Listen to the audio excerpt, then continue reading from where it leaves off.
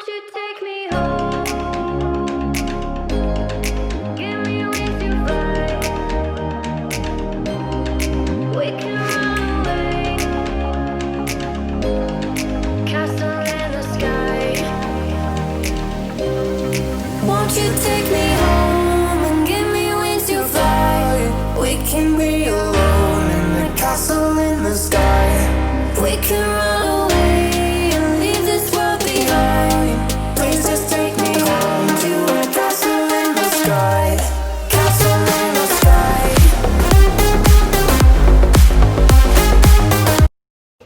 All right, g'day everyone. We're going to start our lesson off today. We're going to have a look at doing a Roa piece. So Roa is an artist, that's a graffiti artist, and your work is going to be based on him. So we're going to have a look at his artwork and where his artwork is, and we're going to have a look focusing on some of the line quality that he has. But what's really going to be interesting is none of this work is going to be on a plain white piece of paper. The background is going to be made out of cardboard. Let me show you some examples. So this is an example that a student has done. Now the front of the piece looks pretty cool because it's done with what I call a little bit of magic, but we're not using that magic. We've got a language verdigris base to do the layers. We've got a primer. This is your primer, and it needs 2 coats. Then you're going to be doing the rust base, and that gets the brown effect. So this is your brown effect on this. And then we've got another layer to be put on. This is a verdigris, and that creates the greeny silver sort of colour. Once that's all done, there's another blue potion called patina. That gets sprayed on, it gets left wet, and then that's how you get this sort of a chemical reaction, and this comes out. So when I talk about a little bit of that magic happening, that's what I mean by the magic. It can be a bit tricky to do, so when you're layering your colours and when you're mixing your mediums, you really need to do that properly. Okay, so how are we going to get started? So this is what I was saying about the Roa work. This is where I got the idea. You can see how he has created his texture and his mark making of his animals, and then he's also focused on some of the anatomy, and then you can see the relationship to what some of the students have done as well. Take it. So these pieces have been done in boxes, and the coolest thing about this being in a gallery element is the fact that you can actually open them, and so you can interact with the artwork. We can't interact with our artwork, but with this piece, this is where that sort of imagery came from, and I'll include the web address in the description underneath. So I just want to show you where I buy my products. I buy my products from a company called Zart Art. Now what they have on their website is I saw this before, a safety data sheet which you can download. So I download all that stuff and keep in my art room. And it's also got, I read it before, a step-by-step set of instructions that you can do. So that company is Zart, and that's where you can buy your products.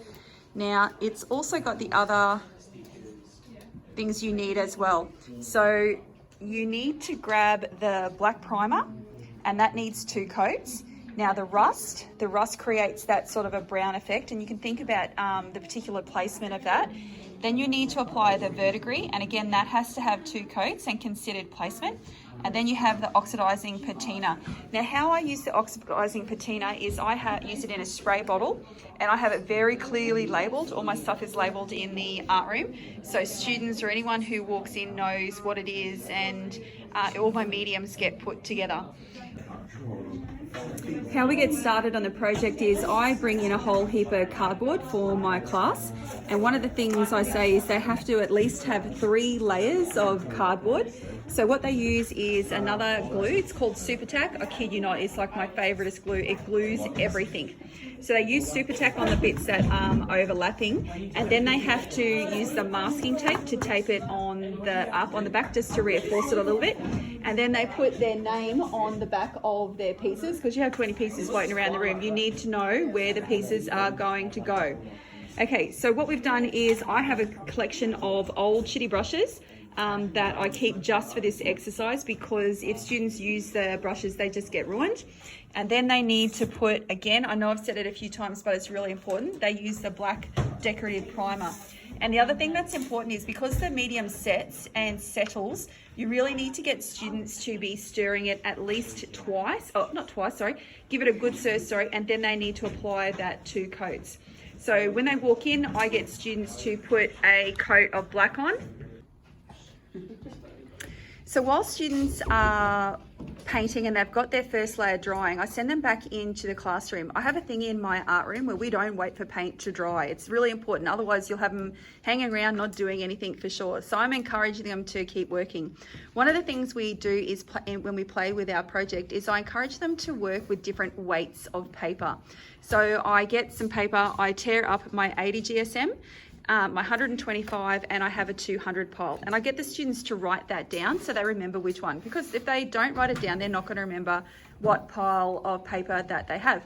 And I explain what a GSM, which is grams per square meter, and I explain about the weight, and I get them to feel the differences.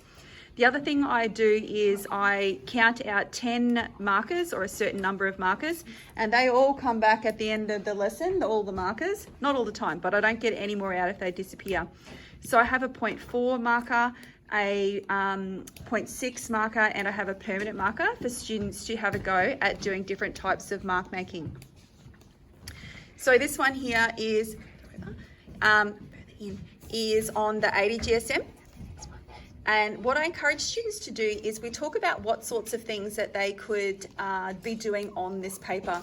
If I leave it up to them, I tend to get a little bit of scribble, so I really sort of try to give it a focus, and I ask for student suggestions as well.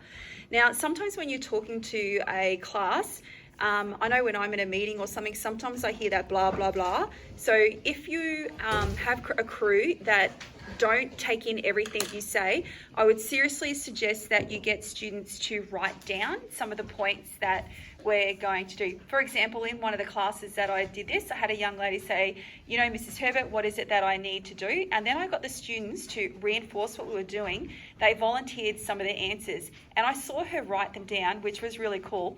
And then what happened is another student said, okay, I'm not sure what to do. And that person who didn't hear the first time actually was able to explain what the class was. It was so cool to be able to watch. I was super proud. So what sort of mark making and trialing do you need to do? Go back to your dots, which is pointillism, your hatching, and your cross hatching. And that's all great, but it needs to actually funnel down in towards a focus. So if a student is doing a bird, you get them to have a go at doing the mark making for the bird. Some students have their pieces drawn, so they have a basic idea of where they're going to go, and then they need to take these mark makings, feathers, beaks, what do you call a bird's feet? Bird's claws, bird's feet, into having a go at doing, in particular, work that they're going to do. So it all relates. They start off with their papers, they have their pens, they do their mark making, and it focuses towards something. I do encourage them to get on their devices and have a look at different ways of doing things, but that's fine to get information from your devices, but they're not to copy directly. So they can take these ideas and then they need to make the work their own. So this person has got a rabbit, and you can see that that rabbit is a different drawing, and you can see how they're creating that bone element in which they're going to do for their pieces, and they're going to make that out of Sculpey clay. So in a double lesson, I have the work out in the sun on the grass, and that gets dry, and then you will put a second coat on it before the end of the lesson. I also have a couple of buckets of water that I leave outside so students can wash their hands and their brushes in there. It just needs to get emptied every so often because it gets filthy. Okay, good morning everyone. Today we need to make our lesson. We've got to crack on with it. We've got to get 2 coats of our rust base onto our 2 coats of black primer that we did in our last lesson. So we're also going to use the magic clay to get our sculptural element done, our bone element done. So I'm encouraging today to get a coat of this straight on. You want to put your apron on, You need to put newspaper under where you're working, and you need to use these dodgy old brushes for your work. Now, I don't know how long ago since this has been used, but you really do need to give this a stir. There's lots of element in this that can stop your work from having that sort of magical effect once we've put the patina on. So you need to make sure this is given a stir. You can't wash the brushes down the sink. I've put some ice cream containers, buckets outside with some water in, so make sure everything gets washed down in the buckets. Newspaper's on the table, and you need to give this 2 coats. Once you've done that coat, go and put it in the sun for it to dry, and then you can go on with the paper Magiclay, which I get from a company called Zart Art. You can't stick the bones onto your pieces until your fine liner is done, and be careful about sticking white onto white because you get a lot of white. So you want to make sure your drawing is done. The other thing is when you're sticking it on with glue, either the PVA or Super Tack, you need to make sure that the work that you're doing is not too much glue so it doesn't cause the fine liner to bleed. Okay, that's it. So girls and guys, even though I've said to do the rust base, I've actually had a few of you ask me why the magic isn't happening, why it's that effect isn't starting yet. So there's lots of steps. So there's the 2 coats of the primer, there's the 2 coats of the rust, there's the 2 coats of the verdigris if you're wanting to add that color. The magic doesn't happen until you spray the patina on. So you might be looking at it going, Mr. Herbert, you've got no idea what you're talking about. And that's because it doesn't happen until all those steps are followed. So just bear with me, stick with the plan, and then you'll get to see the magic once you spray your patina on. So thinking about how to put your rust onto the piece, you can see that the placement is important. So you don't have to just brush it on, you can flick your work onto the piece as well, and that'll give you a different kind of a look. Girls and guys, just a reminder when you're making yours, using the Magiclay for your bones, if you have your drawing and you've done your fine liner and you've got a white space, if you stick the bones on top of the white space, it's not very interesting. Whereas if you've done your drawing and you stick your bones on top of your drawing, it creates an extra layer of depth and an extra layer of interest. So make sure that you have your fine liner drawn before you stick the bones on. Does that make sense, everybody? So when we have the making of the bones, you can see for this piece here, when you add more white onto an already white surface, it doesn't really create that interest or that lift. So what we've just done is we've just done some more mark making, which looks gross on its own, but when you put the bones over the top of that, it actually creates more interest behind what you're doing and makes it stand out a little bit more. So girls and guys, when you're using your paper Magiclay, some of your bones that you're creating, they're plain. So what you can do is you can create a little bit of interest really quite easily. So for example, if you were making something and you wanted to put a little indentation on it, you could use a tool to create, and even that little bit of, I'm actually pressing a pencil down, even adding a little bit of pencil on the end of it creates more interest.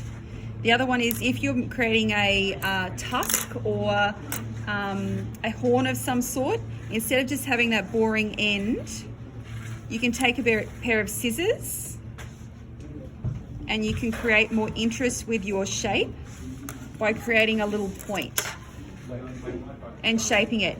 If you're wanting to create a hole in this section and then maybe join it back together, which is this one that I've just done before, how I did that was I cut down the middle. Now you've got to create a gap. So all I did was I cut out a little section.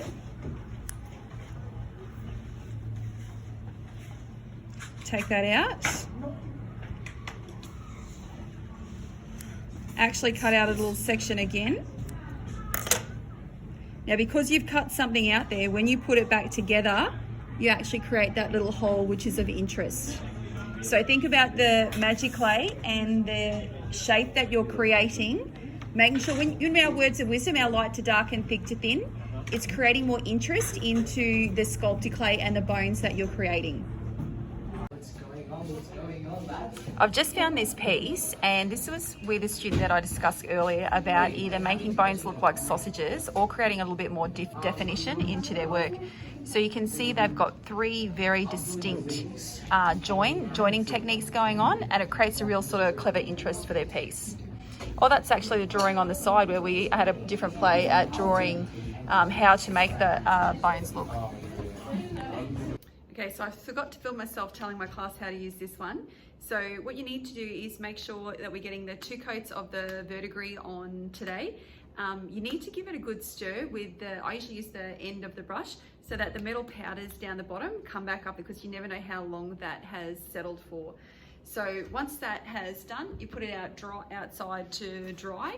And you don't really see anything happening yet, but you need to make sure you get 2 coats on.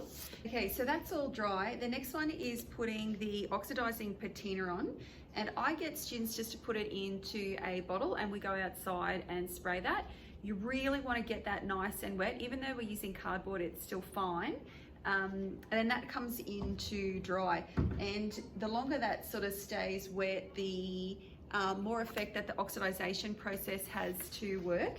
You can see how we get some beautiful effects from our rust, and this is our verdigris, and then the oxidization has taken place of that. So you really do get some beautiful effects.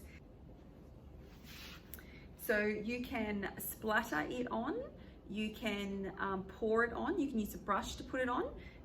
You can, yeah, and like I said, I've used the spray bottle because I just find that quicker and I don't waste as much, I suppose, with the class. Hey everybody, just want to give you the surprise and the wow factor for the students' work. They've been outside and they've sprayed their oxidizing patina onto their cardboard and they've let it dry. Wow, check that out. So you can see all the colours and all the effects that they have. They've walked into the room and they found all their magic happened, which is that oxidization process. So the next thing they've got to do is they've got to use the Super Tack or the PVA to glue their pieces on. But you've really got to be careful, is because they've used the fine liner on their work, you don't want it to bleed and run, unless you actually do want that to happen. Then we're going to stick some Velcro on the back of them because they've got a bit of weight, and then we're going to put them outside the library because they look awesome.